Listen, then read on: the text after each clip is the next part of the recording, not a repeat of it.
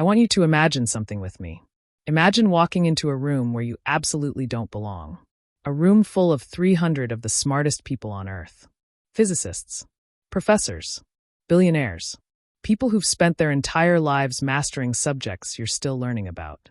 Now imagine your shoes are falling apart, literally held together with duct tape. Your jacket is 2 sizes too big because it came from a donation center. And everyone can see it. This is where our story begins. His name is Marcus Webb. He's 17 years old. And on an ordinary Tuesday afternoon, he's about to walk into a moment that will change his life forever. Marcus learned early that the world has rules about who gets to be smart. His mother, Diana Webb, works as a custodian at Stanford University. She cleans bathrooms. She mops floors.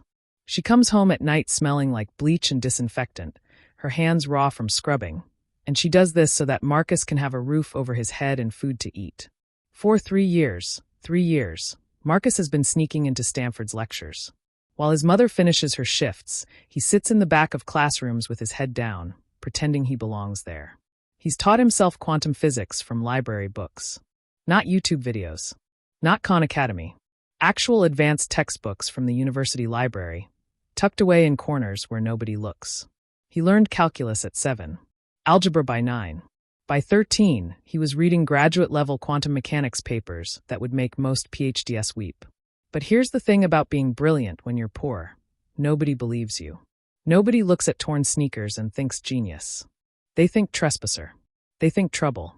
So when Marcus walks into Stanford's auditorium that Tuesday afternoon, he's not supposed to be there. The sign outside says private event, invitation only. But Marcus has learned something important in 3 years of sneaking around. If you walk with purpose and keep your head down, most people assume you belong. He slides into a seat in the back row. Invisible. Or at least he tries to be. The auditorium is packed. Scientists in expensive suits. Professors in blazers. Everyone holding designer coffee cups and tablets like they're shields that prove their intelligence. And then he walks in. Viktor Stromov. You've probably heard of him. Tech billionaire. Quantum computing pioneer. The kind of man who looks at the world and sees problems he's destined to solve. He's tall, commanding, wearing a suit that probably costs more than Marcus's mother makes in a year. And he moves like someone who's never heard the word no and wouldn't accept it if he did. The room shifts when he arrives. Energy changes. This is a man used to being the smartest person in every room. Stromov walks to the stage and begins to talk. His voice carries the confidence of someone absolutely certain in his own superiority.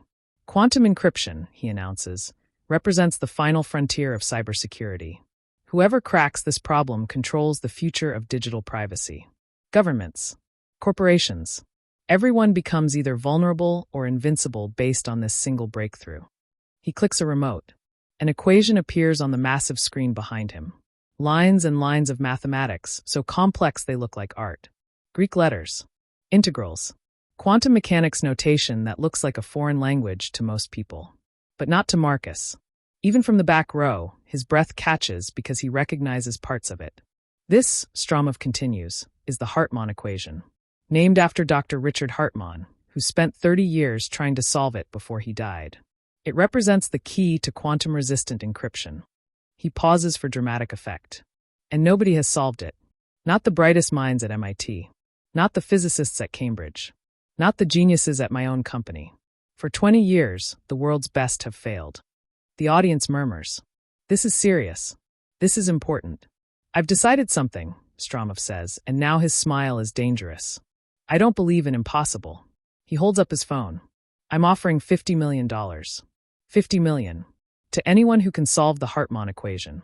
Right here. Right now. Today. The room erupts. $50 million. Scientists lean forward. Cameras flash. This isn't just a lecture anymore. This is spectacle. This is entertainment for the elite. Marcus stares at that equation. His mind is already working. For the next hour, scientists stand up. They approach the board with markers. They fill it with calculations. And one by one they fail. Wrong, Stromov says, dismissing their work with barely concealed contempt. Next, more attempts. More failures. The scientists in the front row whisper to each other, shaking their heads. These are the brightest minds in quantum computing. If they can't solve it, nobody can. But Marcus isn't watching them fail. He's studying the problem. He's noticing something everyone else is missing. The way the variables interact. The pattern in how the equation is structured. If you approach it not as pure mathematics, but as a physics problem. If you treat the quantum states as wave collapse probabilities rather than discrete values. There's an answer there. He can feel it. Then it happens. His hand goes up. He doesn't decide to do this. It just happens. His hand rises before his brain catches up with the terrifying reality of what he's about to do. And everyone sees it. A small hand in the back row. An 11-year-old kid in a thrift store jacket and shoes held together with hope and duct tape. Someone laughs. Then someone else. Then it spreads like a wave through the auditorium. Graduate students double over. Professors smile and shake their heads at the absurdity. Yes, Stromov says, and his tone is already dismissive. Did you have a question? I'd like to try, Marcus says. His voice sounds smaller than he wants it to be. The laughter becomes deafening. Stromov walks down from the stage. Down the aisle. Slowly. Like he's hunting something. Up close, he's even more imposing. Tall. Powerful. Used to dominating every space he enters. How old are you? Stromov asks. 17, Marcus whispers. And now Stromov plays to the crowd. His voice becomes theatrical, mocking. 17. And what makes you think you're qualified to solve a problem that defeated Dr. Hartmann for 30 years? Do you have a PhD in quantum mechanics? A degree from MIT? No, sir, Marcus says quietly. But I've been studying. Studying? Stromov interrupts, his smile widening. From where? YouTube? Khan Academy? Let me guess, you watched a documentary, and now you think you're the next Einstein. Ethan's face burns. He wants to sit down. To disappear. To run. But his mother's voice echoes in his head. Words she's told him 1,000 times. Don't ever be ashamed of what you know, baby. Knowledge is the one thing nobody can take from you. I've been teaching myself from Stanford's library, Marcus says, forcing his voice steady. Advanced quantum mechanics. Linear algebra. The mathematics of wave function collapse. Stromov's expression changes. It shifts. It becomes something sharper. More dangerous. Stanford's library, he says slowly. Tell me something. Did you pay tuition to study here? Or are you one of those kids who sneaks into places they don't belong? The words hit like a physical blow. Marcus's throat closes. How does Stromov know? I thought so, Stromov says, reading Marcus's expression perfectly. Security mentioned we had a recurring trespasser. An 11-year-old who somehow keeps getting past our doors. He turns to address the entire room. Ladies and gentlemen, we have a trespasser. A child who thinks breaking into Stanford gives him the right to interrupt serious scientific discourse. The mood shifts. The laughter is different now. Cruel. Righteous. Stromov continues, his voice dripping with condescension. Maybe, instead of wasting everyone's time, you should focus on finishing high school before trying to solve problems designed for people with actual credentials. And then he says it. The line that will be heard by millions of people. Boy, I'll give you $50 million if you solve this equation. The room erupts in applause and laughter. This is entertainment now. A billionaire so confident in his superiority that he can mock a child and turn it into a viral moment. In fact, Stromov adds, pulling out his phone, let me document this. Someone film this. I want the world to see what happens when delusion meets reality. 3 people pull out their phones. A journalist in the corner raises her camera. This is going to be everywhere. The arrogant kid who thought he could solve the unsolvable. Humiliated by a billionaire in front of the scientific elite. Marcus looks at the equation. At the 300 faces staring at him with amusement or contempt or pity. At Stromov's triumphant smile. And he thinks about his mother, Diana Webb, who works 3 jobs to keep them in a small apartment in a rough neighborhood. Who comes home at 11 p.m. smelling like bleach and floor wax. Whose hands are raw from cleaning. Who tells him every single night that education is the ladder out of poverty. That his brilliance is real, even when the world tells him it isn't. Okay, Marcus says quietly. Okay, what? Stromov laughs. I'll solve it, Marcus says louder now. For the $50 million. The laughter reaches a crescendo. Stromov gestures grandly toward the stage. Please be my guest. Show us what a 17-year-old trespasser can do with one of the most complex equations in modern mathematics. Marcus stands up. His legs are shaking so badly he thinks he might fall. Each step down the aisle feels like walking through concrete. The eyes on him are physical weights. The cameras are pointed at him. The 300 people are watching. By the time he reaches the board, his hands are shaking so badly he almost drops the marker that Stromov hands him. "You have 20 minutes, Stromov announces. "Because I'm generous. Though I suspect you'll realize your mistake in about 30 seconds when you actually read the equation up close." More laughter. Marcus stands before the board. The Hartmann equation sprawls across it in Stromov's confident handwriting. Up close, it's even more intimidating. Layers of quantum mechanical operators. Complex integrals. Variables that seem to have no relationship to each other. But there, right there, in the third line, the wave function collapse operator. And then something happens. The fear melts away, replaced by pure mathematics. Pure love of the problem. Pure focus. The room noise fades. The cameras fade. Even Stromov fades. There is only the equation. Only the problem. Only the solution forming under his marker. Marcus writes for 17 minutes. 17 minutes of chalk moving with certainty across the board. Filling it with calculations. Showing how treating quantum states as probability waves instead of discrete particles changes everything. How Hartmann had approached it from the wrong direction. How the solution wasn't more complexity, but elegant simplicity.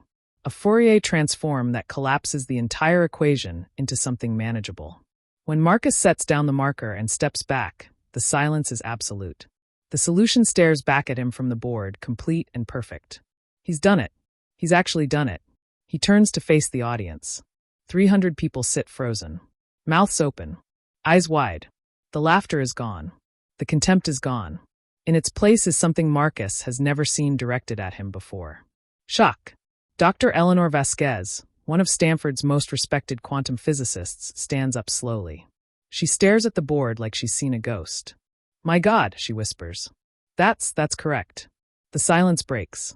The room explodes. Scientists rushing forward. The journalist's camera flashing. People shouting questions. Dr. Vasquez approaches the stage, staring at Marcus's work. "It's correct. Not just correct, it's brilliant. You approached it as a wave mechanics problem rather than pure quantum states. Hartmann was looking at it wrong. We were all looking at it wrong." She turns to stare at Marcus. "How old did you say you were?" 17, Marcus whispers. 17 years old. Self-taught. And you just solved a problem that Dr. Hartmann spent 30 years failing to crack. The room explodes again. But in the center of it all, Marcus meets Victor Stromov's eyes. And he sees something that makes his stomach drop. Rage. Shock. Calculation. And something worse. The look of a billionaire realizing that a child just made him look like a fool in front of everyone who matters. Stromov stands frozen on the stage for a moment. Then his expression hardens. And Marcus understands in that instant. This isn't over. This is just beginning. And the billionaire who promised $50 million looks like he'd rather die than pay it. The solution is brilliant. The verification is confirmed. Victory is in reach. But something dark is stirring. Something that will test Marcus in ways he never imagined. And we learn that sometimes, winning takes more courage than solving any equation.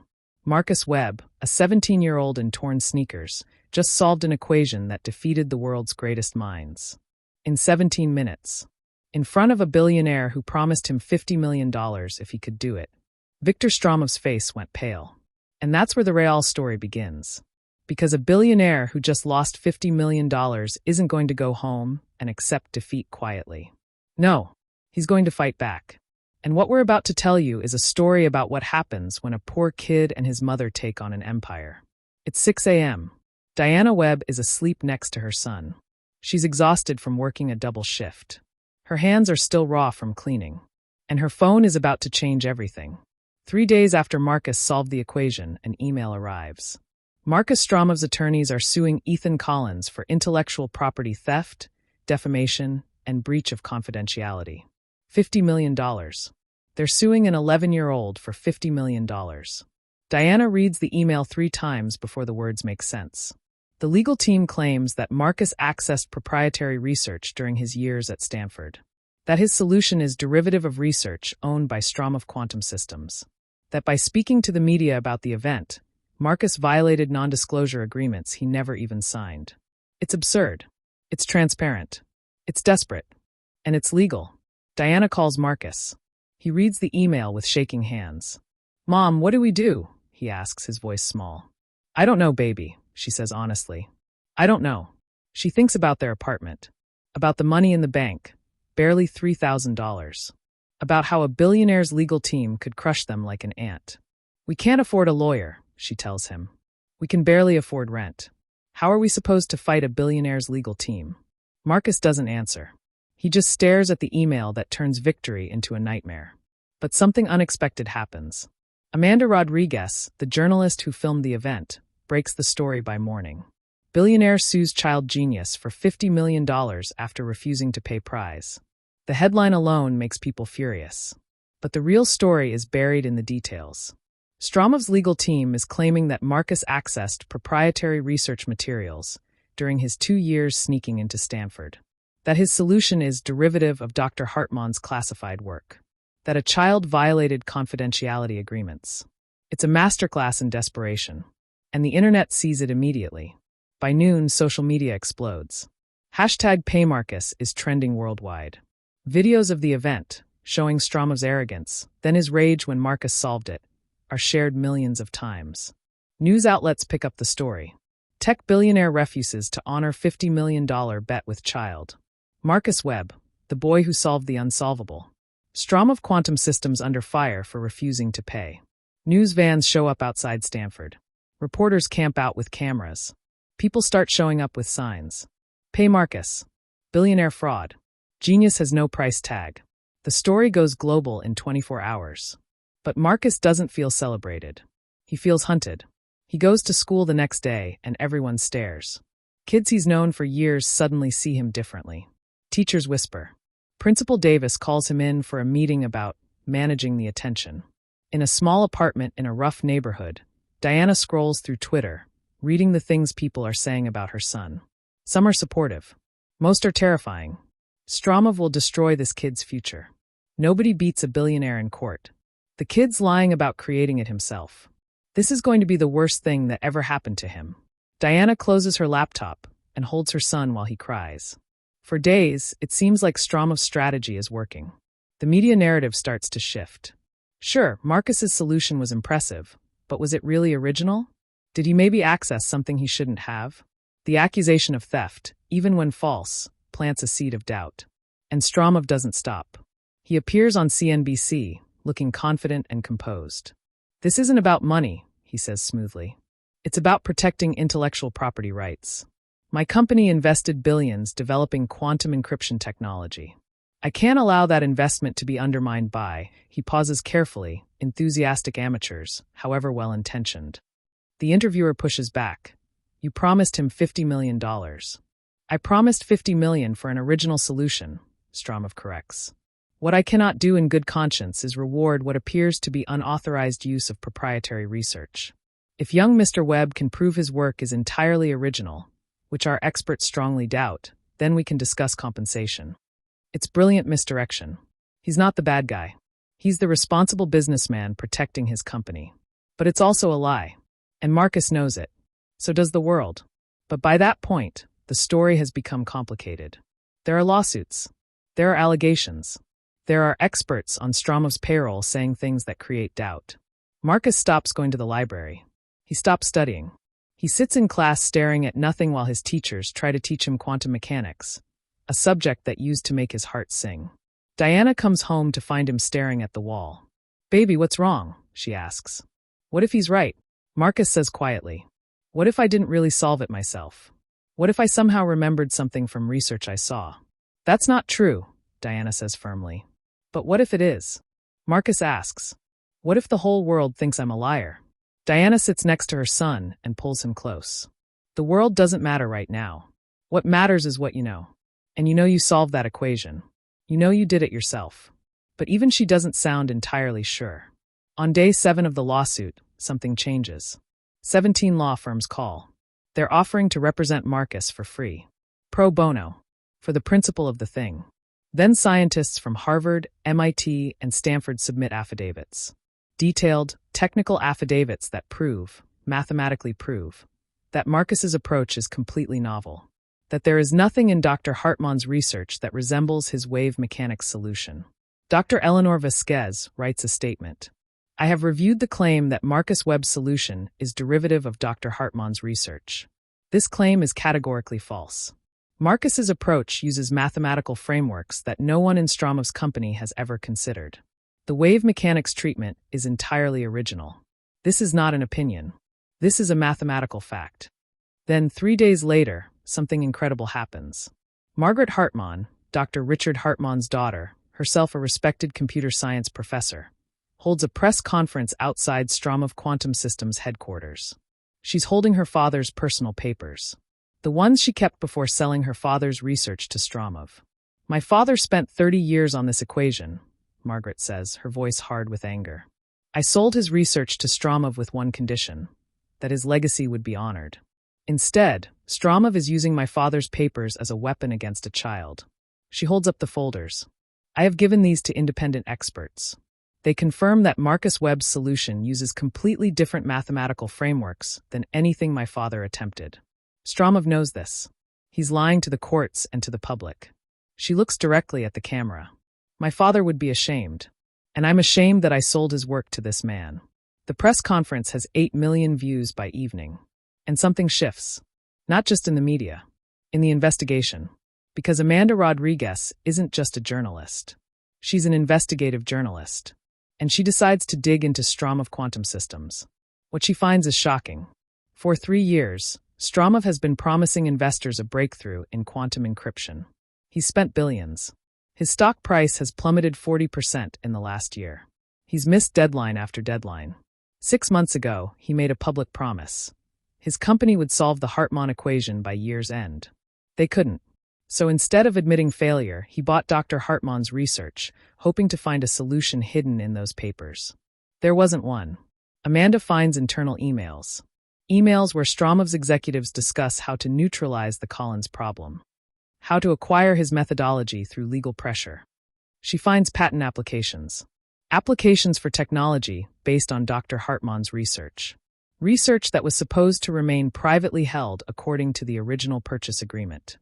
And then the SEC announces an investigation. Not for the lawsuit against Marcus, but for fraud. For misleading investors about his company's capabilities. What happens next happens fast. FBI agents raid Stromov Quantum Systems offices, seizing computers and documents. The board of directors calls an emergency meeting and votes to remove Stromov as CEO. Immediately, the Department of Defense suspends 3 government contracts worth $2 billion pending investigation. In a single day, Viktor Stromov goes from a respected billionaire to the subject of federal investigation. His company releases a statement. After thorough internal review, we acknowledge that Marcus Webb's solution to the Hartman equation is original, innovative, and represents a genuine breakthrough in quantum cryptography. We apologize for any confusion regarding intellectual property claims and confirm that Mr. Webb is entitled to the full $50 million prize as originally promised. Diana reads it 3 times before she believes it. She shows it to Marcus. We won, she whispers. Baby, we won. But Marcus doesn't celebrate. He knows something his mother doesn't yet understand. He lost, Marcus says quietly. But he's not going to accept it. Not really. And he's right. Because the next morning, another headline. Marcus Webb to receive Kaufman Prize for Mathematical Innovation. Youngest recipient in history. Dr. Eleanor Vasquez has nominated him. The International Mathematics Union has approved it. And with it comes something even more valuable than the money. Recognition. Legitimacy. Proof, in the eyes of the scientific community, that his solution is brilliant. Original. Revolutionary. Stromov has lost everything. His job. His reputation. His freedom. Federal charges are coming. And a 17-year-old kid in torn sneakers has won. 3 months later, Marcus stands on the stage of Stanford's largest auditorium. The same auditorium where Stromov mocked him. The same stage where he solved the impossible equation. The check arrived 6 weeks ago. $50 million. A check so large it required both Diana's hands to hold it steady. But Marcus isn't thinking about the money anymore. Diana sits in the front row, wearing a dress she bought instead of borrowed for the first time in years. Tears stream down her face before her son even speaks. Dr. Eleanor Vasquez introduces him. 3 months ago, an 11-year-old boy solved a problem that had stumped the greatest minds in quantum computing. Today, he's here to talk about what happens when brilliance meets opportunity. Marcus approaches the microphone. The room erupts in applause. Not mockery. Not doubt. Celebration. My name is Marcus Webb, he begins. And I almost didn't solve the Hartman equation. The room falls silent. Not because I couldn't solve it, but because I was scared. Scared of being laughed at. Scared of being told I didn't belong. Scared that people would look at my torn shoes and my thrift store jacket and my mother's exhaustion and decide that I wasn't worth listening to. He pauses, looking at his mother. But I did it anyway. And I want to talk about why. And more importantly, about what I'm doing with this gift I've been given. Marcus walks them through it. How the $50 million changed his family's life. How they paid off all their debts. How his mother no longer has to work 3 jobs. How they bought a bigger apartment. But that's not the important part. I'm starting something, Marcus says. The Webb Foundation. And I'm dedicating $5 million to it. He shows them on the screen behind him. Plans for math centers. Not in wealthy neighborhoods. Not at prestigious universities. In Roxbury. In East Palo Alto. In neighborhoods where kids like him don't usually get chances. Free tutoring. Computers. Books. Mentors. Kids like me who are brilliant but invisible because nobody's looking. Kids who need someone to tell them that learning doesn't require permission. Scientists stand up and applaud. We've already opened 3 centers, Marcus continues. We have 75 kids enrolled. Kids who are teaching themselves calculus from library books. Kids who are brilliant but invisible. Kids who needed someone to believe in them. A student shouts, "What about MIT? Are you coming here?" Marcus smiles. Dr. Vasquez offered me early admission, but I'm 17. I'm staying in public school for now. Learning with kids my age. Being normal when I can be. MIT will still be here when I'm ready. And maybe, he looks at Vasquez, maybe I'll apply through the front door this time instead of sneaking in. Warm laughter fills the hall. But I want to say something about Viktor Stromov, Marcus says, and the room goes quiet. I don't hate him. I'm angry at what he did. I'm hurt by how he treated me. But I understand something now that I didn't understand before. He looks directly at the camera. People like Stromov aren't afraid of people like me because we're not smart enough. They're afraid because we are. Because every kid who learns despite barriers, who succeeds despite obstacles, who solves impossible problems, proves that their gatekeeping is unnecessary. Their wealth doesn't make them superior. Their credentials don't make them smarter. Their power is built on convincing people like me that we don't deserve to try. The room is absolutely still. So, to every kid watching this who feels like they don't belong, who's poor or different or told they're not good enough, I want you to know something. His voice cracks slightly. You are good enough. You always were. The world just hasn't caught up to you yet. Then Dr. Vasquez does something that shocks everyone. She walks to the stage, pulls out a folder. On behalf of the International Mathematics Union, I am honored to present you with the Hartman Prize for Innovation in Quantum Mathematics. You're the youngest recipient in history.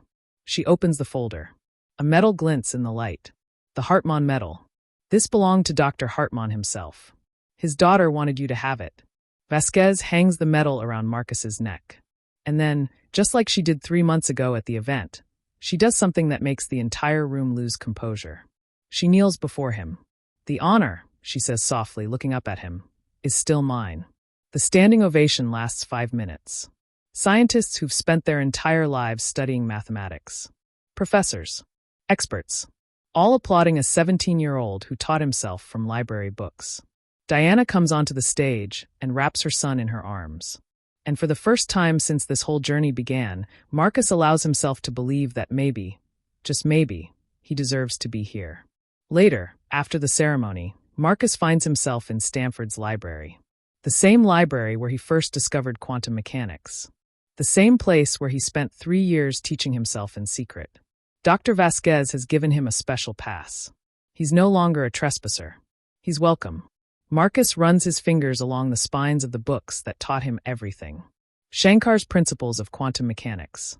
Nielsen and Chuang's Quantum Computation and Quantum Information.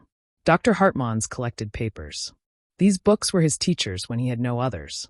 His companions when he felt alone. His proof that knowledge was free to anyone willing to work for it. Diana, the SEC announces an investigation. I should have known I'd find you here, not for the lawsuit against Marcus. I just wanted to see it again. 4 misleading investors about his place where everything started. Diana joins him between the stacks.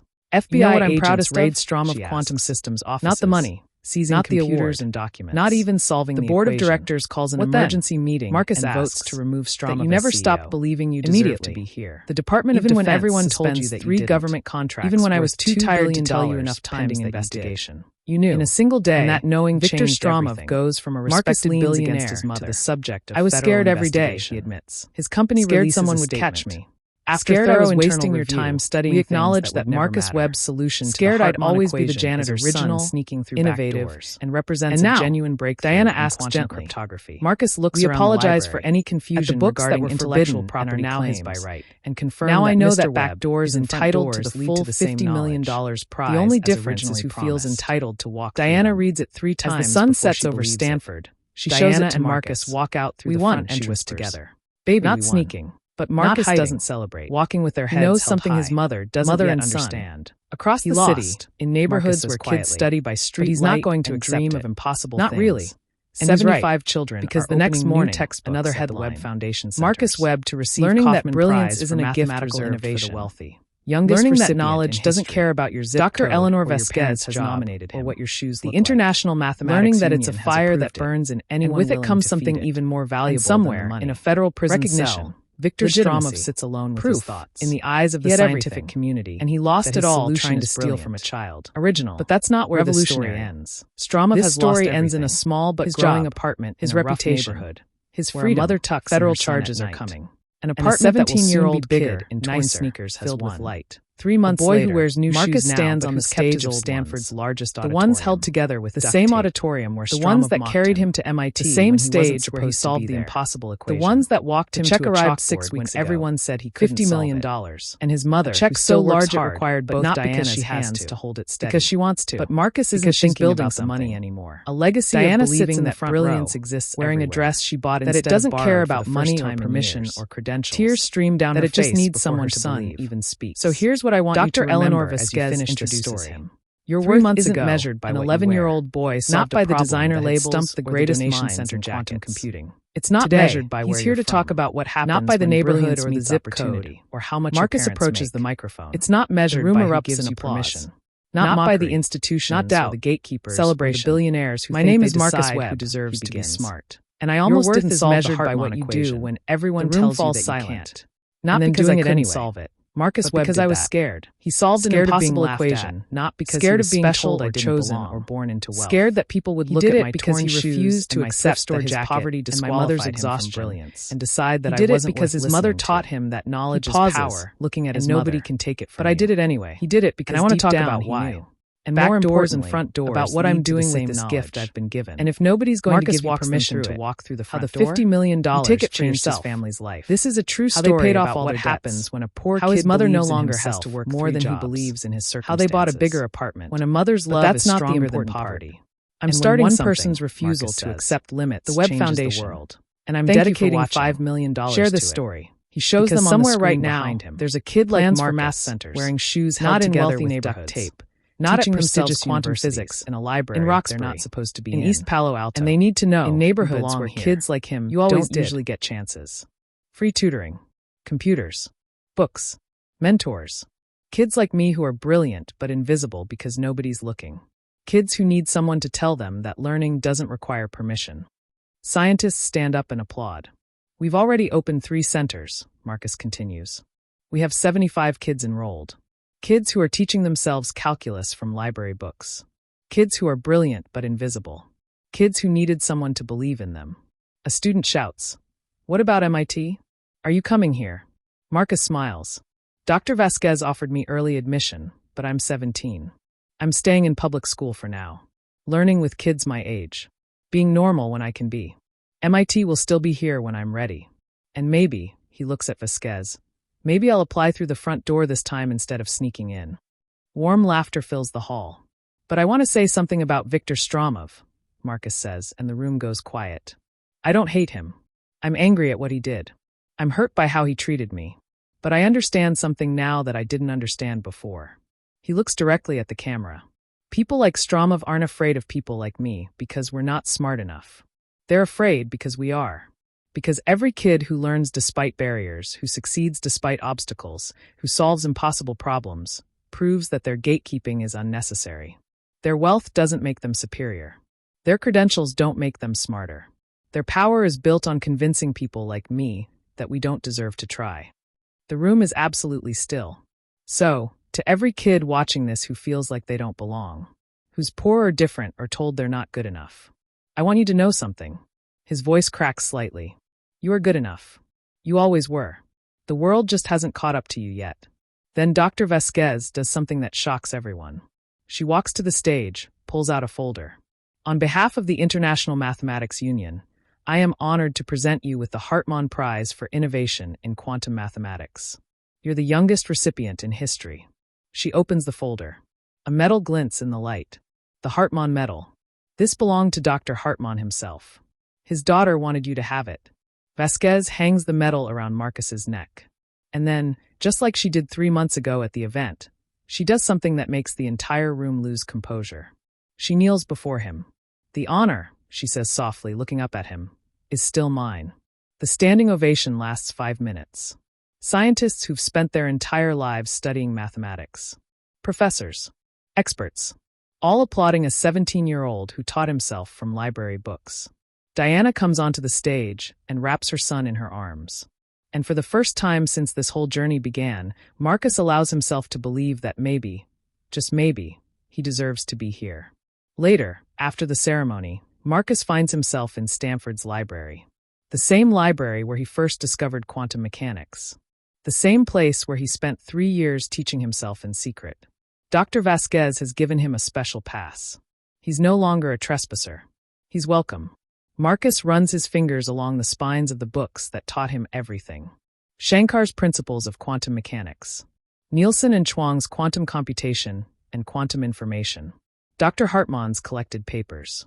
These books were his teachers when he had no others. His companions when he felt alone. His proof that knowledge was free to anyone willing to work for it.